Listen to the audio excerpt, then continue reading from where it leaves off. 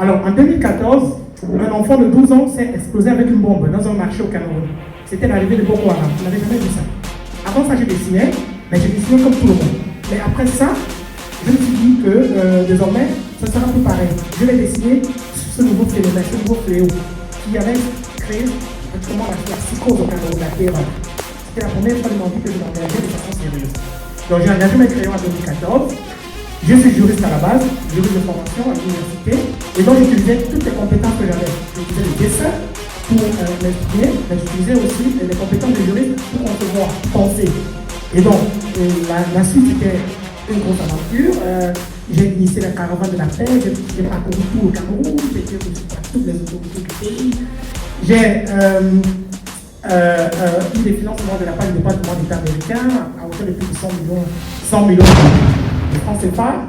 Je m'étais emprisonné à cause de ça parce que les services de renseignement camerounais devaient comprendre tout ce mouvement d'argent et tout. Donc je suis quitté. Donc j'ai travaillé pour la paix. Après je suis entré dans les domaines de la gouvernance et de la justice. Voilà, et j'ai commencé à être traqué. Donc j'ai été secoué. Mais ce travail d'engagement m'a aussi fait découvrir le monde en fait. J'ai été à Ottawa, j'étais retenu parmi les 42 meilleurs projets de la planète qui parlent de paix. La caravane que j'avais menée à l'époque au Cameroun. Je suis aussi dans les réunions avec les soldats américains, au Yémen, à Djibouti. J'ai fait des conférences à travers l'Afrique, voilà, Rwanda, Ghana, Kenya et tout. Et j'ai aussi été lauréat de plusieurs bourses de coopération.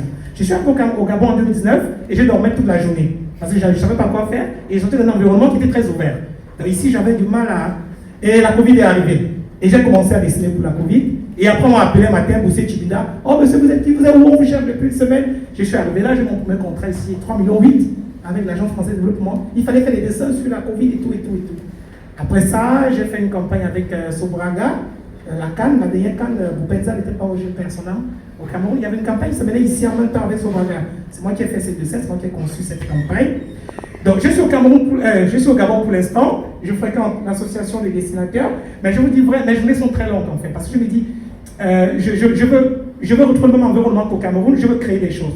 Après, les combats ne sont pas les mêmes. J'en avec ma femme, je disais, mais il y a les féminicides qui prennent de l'ampleur, il y a la vie chère, mais pourquoi les dessinateurs gabonais ne dessinent pas en fait sur les problèmes sociaux? Voilà pourquoi j'ai beaucoup aimé entendre le doyen. Pourquoi les Gabonais ne dessinent pas en fait? Après, j'ai compris l'environnement. Chaque individu est le produit de la société. Et donc, je profite pour faire un appel ici, au CNRS, il y a tous les scientifiques de la salle. Et si après ce colloque, on initiait une sorte de rendez-vous, je ne sais pas, peut-être mensuel ou hebdomadaire, une sorte de, je ne sais pas moi, peut-être on dit les vendredis de la baie ou n'importe quoi, où les scientifiques et les artistes vont s'asseoir et les scientifiques vont, en anglais on dit to sharpen, aiguiser le critical thinking des artistes, et les artistes en retour vont s'exprimer. Parce que je me suis rapproché de quelques artistes gabonais, j'ai aussi compris que même s'il y avait la volonté de s'exprimer, il y a, comment on appelle ça, je vais dire rapidement, la culture politique. Pas faire la politique, je parle de la culture politique, la capacité d'analyser la société, de comprendre comment elle fonctionne et d'exprimer ça en dessin. On a par exemple le cas où il y a la guerre au Golfe et tout, avec les conséquences sur le prix du pétrole qui augmente. On va être impacté par ça. Mais les artistes n'en parlent pas. Je vis au Gabon, j'ai dit, on peut en parler par exemple pour expliquer aux gens comment ces choses-là impactent la vie des gens. Donc, je demande c'est la reste et autres, je vais vous proposer un document si vous voulez, comment, après le colloque aujourd'hui, initier des rencontres régulières, ça peut être le Saint-Institut français ou peut-être ailleurs, où vous allez avec les artistes au quotidien, renforcer leur capacité et eux en retour, ils vont s'exprimer. Nous serons là pour encadrer tout ça. Merci.